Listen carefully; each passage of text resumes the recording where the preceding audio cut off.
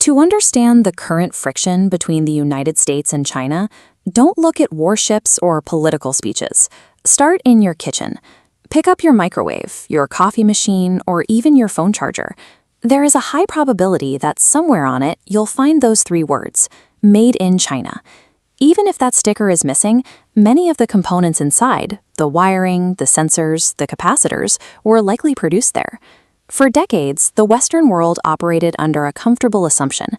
China would remain a low-cost factory, a place for assembling cheap toys and basic electronics, while the US and Europe continued to dominate high-end technology and global finance. But while the West focused on software and digital services, China was building something far more significant underneath the surface. They were constructing the largest and most interconnected manufacturing ecosystem in modern history. This physical reality is why the political concept of decoupling is so difficult to achieve.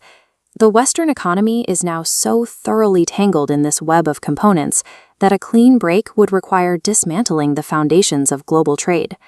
This dominance is built on sheer geographic density, with the city of Shenzhen serving as the primary example of this industrial concentration. Consider how a smartphone is manufactured.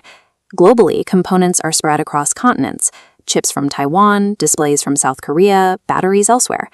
But in China, that entire supply chain collapses into a single industrial cluster, producing components within just a few kilometers.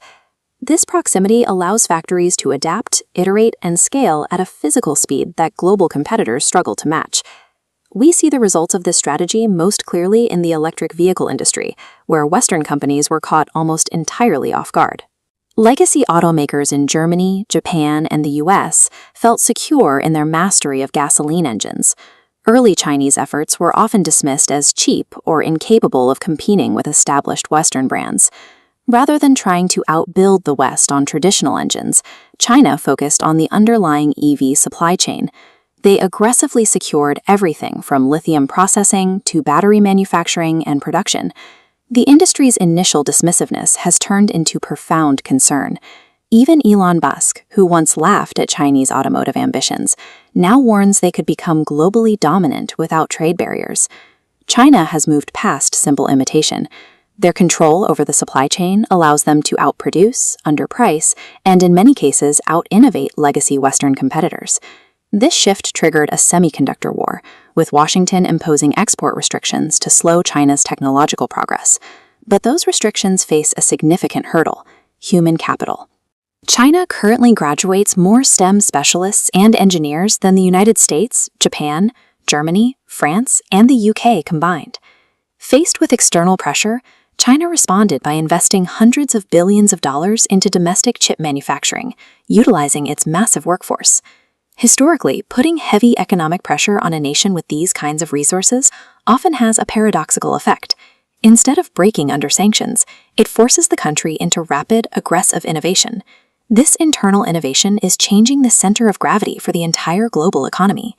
China is no longer just a source for cheap exports. It has become the primary trading partner for much of the world. In Southeast Asia, trade with China exploded from $40 billion in 2000 to nearly $1 trillion today. Through the Belt and Road Initiative, China expanded this trade network to over 140 countries. This creates a fundamental dilemma for Western policy. While many nations value American security partnerships, they are finding it increasingly difficult to isolate the very country that builds their infrastructure and buys their exports. These tangible results are causing other developing nations to ask difficult questions.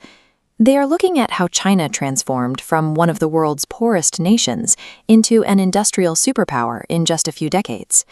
The evidence of this transformation is visible in the rapid deployment of megaprojects, such as the world's largest high-speed rail network. While China faces real internal challenges, including rising debt and a shrinking population, its industrial momentum has already reshaped the global landscape.